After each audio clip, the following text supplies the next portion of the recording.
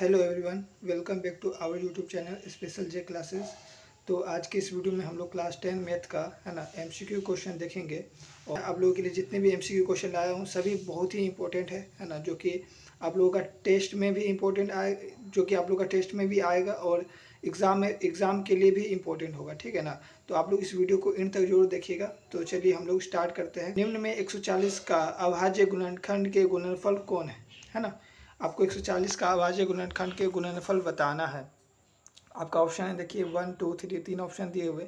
140 का अभाज्य गुणन पूछा था तो हम लोग इस तरह से है ना फैक्टर करेंगे 140 का, ठीक है। तो 2 से लगेगा तो आएगा 140 का आधा कितना होगा 70 होगा। फिर 2 से लगाएंगे तो 35 होगा। अब किससे लगेगा, 2 से नहीं लगेगा, 3 से भी नहीं लगेगा, है ना। अब सीधा 5 से लगेगा तो 5 के टेबल में 7 बार में 35 आता है। फिर 7 से लगेगा 1 बार में, ठीक है। इस तरह से हम लोग कर लिए।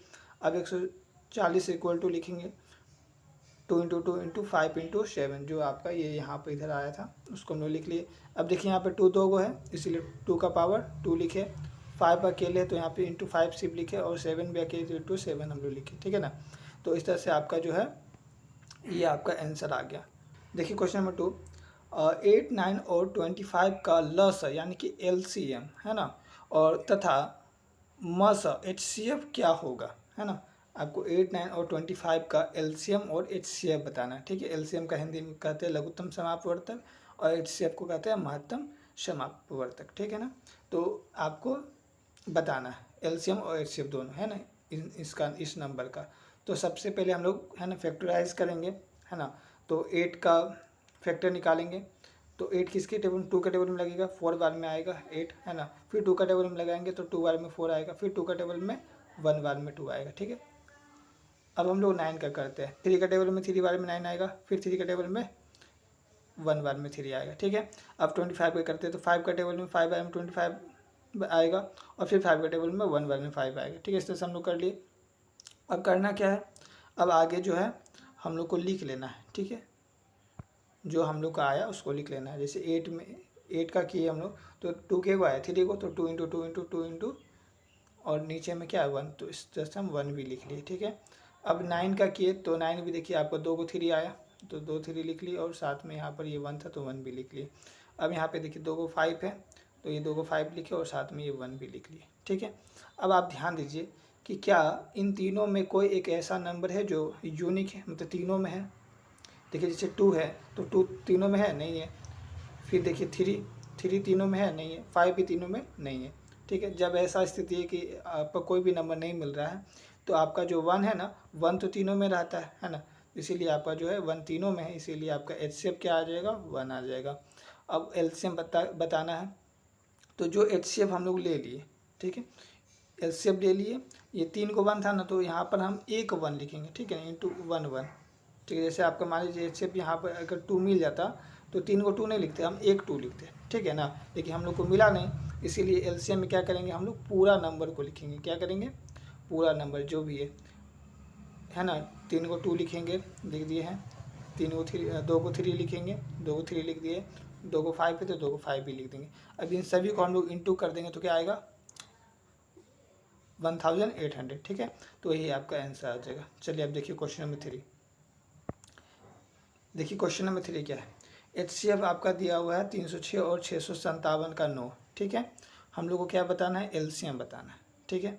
तो आपको एक चीज़ मालूम होगा कि अगर हम लोग एचसीएफ इंटू एलसीएम, ठीक है, जो हमारा एचसीएफ आया और जो एलसीएम आया उन दोनों का अगर इंटू करें तो जो हमारा क्वेश्चन में जो दिया हुआ है पहली संख्या और दूसरी संख्या, ये दोनों को भी अगर हम इंटू करेंगे तो दोनों का आंसर क्या आएगा, इक्वल आएगा। एलसीएम जो आया एचसीएफ आया वो भी अगर इसको इंटू करेंगे और जो हमारा पहली संख्या और दूसरी संख्या दिया उन दोनों को भी इंटू करेंगे तो जो आंसर आएगा ना दोनों का सेम आएगा, ठीक है। इस तरह से हम लोग लिख लिए। तो हम लोग को निकालना क्या, देखिए एलसीएम क्या होगा, है ना। एलसीएम पूछा है तो हम लोग को एलसीएम निकालना है। एलसीएम यहाँ हम लिख लिए हैं। अब यहाँ पे इक्वल दे करके ये पहली संख्या गुने दूसरी संख्या लिखे। अब देखिए यहाँ पे एचसीएफ क्या है, इनटू में है तो इसको बॉन्डी इस पार लेंगे तो क्या हो जाएगा, डिवाइड में आ जाएगा। तो इसी तरह हमारा फॉर्मूला ये बन गया कि एलसीएम अगर निकालना है तो फॉर्मूला क्या होगा, पहली संख्या गुने दूसरी संख्या बटे एचसीएफ। चलिए अब इसी फॉर्मूला पे हमारा ये क्वेश्चन बन जाएगा। जैसे देखिए आपका क्वेश्चन में पहली संख्या क्या था 306 और दूसरी संख्या क्या था 657, ठीक है। और हमारा उसमें HCF भी देखिए, HCF भी क्या दिया हुआ था आपका 9 दिया हुआ, ठीक है ना। अब इसको अब हम लोग क्या करते हैं, इस तरह से इस मेथड इस फॉर्मूला से हम लोग सारा कुछ अरेंज कर लिए। अब हम लोग को करना क्या है, देखना है कहीं कटेगा कि कोई कटेगा तो काट देंगे, ठीक है। जैसे 9 के टेबल में ये 673 बाद में आता है, ठीक है, तो हम लोग काट दिए। अब 73 को 306 से मल्टीप्लाई करेंगे तो आपका ये आंसर आ जाएगा, ठीक है। तो ऑप्शन में आपका ये रहेगा, आप इसको टिक कर दीजिएगा। चलिए आपका एक और क्वेश्चन है ना। जैसे देखिए आपका यहाँ पे क्या है, √3, ठीक है। तो √3 है क्या है, पूर्णांक है या अपरिमेय संख्या या परिमेय संख्या या फिर इनमें कोई नहीं है। तो √3 क्या है आपका, है ना, आप लोग को बताना है, ठीक है। तो आप लोग समझिए कि √3 रहे या फिर 7√5 रहे, इस तरह से, है ना, क्वेश्चन आपको मिलेगा, है ना। तो आप लोग का वो आंसर उसमें, तो इन सभी क्वेश्चन में आपका आंसर क्या हो जाएगा, अपरिमेय संख्या। क्या होगा, अपरिमेय संख्या। अब अपरिमेय संख्या क्यों हुआ, ये देखिए, क्योंकि इसका जो है जोड़ा नहीं बना। जैसे मान लीजिए अगर हम लेते हैं √25, है ना, तो √25 कैसे आएगा बताइए, 5 × 5 करके आएगा ना, 25, 5 5 25। तो इसका देखिए जोड़ा बन गया, यानी कि 2 को आपका 5 इसमें आ गया, ठीक है ना, इसमें 2 को आपका 5 आ गया, इसीलिए ये जोड़ा बन गया, इसीलिए ये आपका कौन सा संख्या हो जाता, परिमेय संख्या, ठीक है ना। लेकिन यहाँ पर जो है 7√5, यहाँ बेचारा ये 5 तो अकेले हो गया, है ना, इसमें भी आपका ये 3 अकेले, इसका तो जोड़ा बनेगा ही नहीं, है ना। आप बना के देखिएगा, हाँ, भले 3 × आप 1 लिख सकते हैं, लेकिन ऐसा नहीं, 2 को सेम नंबर होना चाहिए, ठीक है ना, तभी वो आपका परिमेय संख्या होगा। तो ये आपका क्या हो जाएगा, अपरिमेय संख्या। समझ में आया। चलिए अब आगे देखिए क्वेश्चन। देखिए अब क्वेश्चन नंबर 5। क्वेश्चन नंबर 5 क्या है, 17/8 का दशमलव प्रसार होगा, है ना, शांत होगा या अशांत आवर्ती होगा या फिर अशांत होगा, क्या होगा आपको बताना है। जैसे देखिए हम लोग क्या किए, 17 को 8 से डिवाइड किए, तो इस तरह से देखिए 8 के टेबल में 2 बार में 16 आया, 1 बचा, फिर डेसिमल लगाया तो 10 बन गया, एक 0 लगा दिए, है ना। अब 8 का टेबल में 1 बार में 8 आता है, फिर माइनस किए तो 2 आया, फिर एक 0 लगा दिए, है ना। अब 8 के टेबल में 2 बार में 16 आता है ना, तो हम फिर इसको माइनस किए तो हमारा 4 आ गया, फिर एक 0 लगा दिए। अब 8 के टेबल में 5 बार में 40, ये आपका पूरी क्या हुआ, कट गया, है ना, ये आपका पूरी कट गया।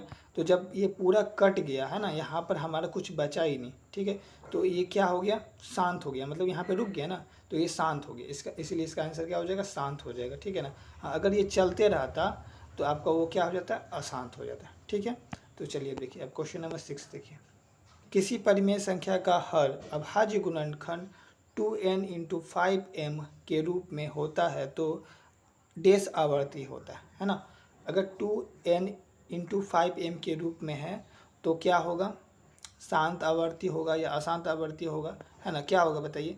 तो इसका आंसर क्या हो जाएगा, शांत आवर्ती। अगर 2n और 5m के रूप में है तो इसका आंसर क्या हो जाएगा, शांत आवर्ती। अगर 2n और 5m के रूप में ना हो, है ना, इस तरह से अगर क्वेश्चन पूछेगा आप लोग का टेस्ट में या एग्ज़ाम में, तो आप लोग क्या बताइएगा, अशांत आवर्ती होगा, ठीक है। अगर 2n और 5m के रूप में ना हो तो वो क्या हो जाएगा, अशांत आवर्ती, और अगर है तो क्या होगा, शांत आवर्ती, ठीक है, ये आपको याद कर लेना होगा। चलिए अब देखिए क्वेश्चन नंबर 7, है ना, ये भी बहुत ही मज़ेदार क्वेश्चन है और ये सब इंपॉर्टेंट क्वेश्चन जो कि आप लोग का एग्ज़ाम में भी आया हुआ है, ठीक है ना। देखिए आपका जो है क्वेश्चन क्या है, 2x × 3y × 5z, है ना, = 120 दिया है, तो y का मान होगा, ठीक है, आपको y का क्या करना है, मान निकालना है। तो हम लोग क्या करेंगे, जैसे यहाँ पे इक्वल, मतलब ये तो इसका ये जो भी है इसको इंटू करने पे हमारा क्या आता है, 120 आता है, ठीक है ना। तो आप 120, तो आप क्या कीजिए, 120 का फैक्टर निकाल लीजिए। देखिए 120 2 के टेबल में लगेगा, 60 बार में आता है, फिर 2 का टेबल में 30 बार में आएगा, फिर 2 का टेबल में 15 बार में आएगा। अब 2 से लगेगा ना, फिर 3 से लगाएंगे तो 3 का टेबल में 5 बार में आएगा 15, फिर 5 से लगाएंगे तो 5 का टेबल में 1 बार में 5 आएगा, ठीक है। इस तरह से हम लोग कर लिए। अब क्या करना है ना, इस तरह से लिख लेना, 120 इक्वल कितना, 2 है आपका, देखिए यहाँ 3 को 2 है तो 3 को 2 लिख दिए, इंटू, है ना, 3 अकेले हैं तो 3 अकेले लिखे, इंटू 5 भी अकेले तो एक 5 हम लोग लिख दिए, ठीक है। अब इतना करने के बाद देखिए 2 आपका 3 को है तो 2 का पावर क्या हो जाएगा, 3 हो जाएगा। यहाँ देखिए 3 के को है तो 3 तो अकेले है ना, इसलिए 3 का पावर क्या हो जाएगा, 1 हो जाएगा। 5 भी यहाँ अकेले, तो 5 का पावर क्या हो जाएगा 1 हो जाएगा।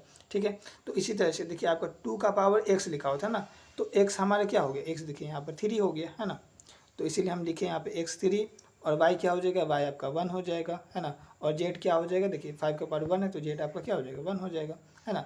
आपको क्वेश्चन में क्या बताया था, y का मान बताया था, बोला था बताने के लिए है ना, तो y आपका क्या हो जाएगा 1 हो जाएगा। हाँ, अगर आपको x का मान पूछता तो x आप बता देते 3 होगा, और z का मान पूछता तो z आप बता देते 1 होगा है ना। इस तरह से आपको क्वेश्चन यहाँ पे मान लीजिए हाँ 120 लिखा हुआ है ना, कुछ और अलग तरह का क्वेश्चन दे देगा, आपको सेम यही मेथड से बनाना है। ठीक है ना, समझ में आया। मैंने 7 MCQ क्वेश्चन रखा जो कि बहुत ही इंपॉर्टेंट क्वेश्चन है ना। अगर आप लोग फुल वॉच किए होंगे इस वीडियो को तो एग्ज़ाम में बहुत ही हेल्प मिलने वाला है आप लोग को है ना।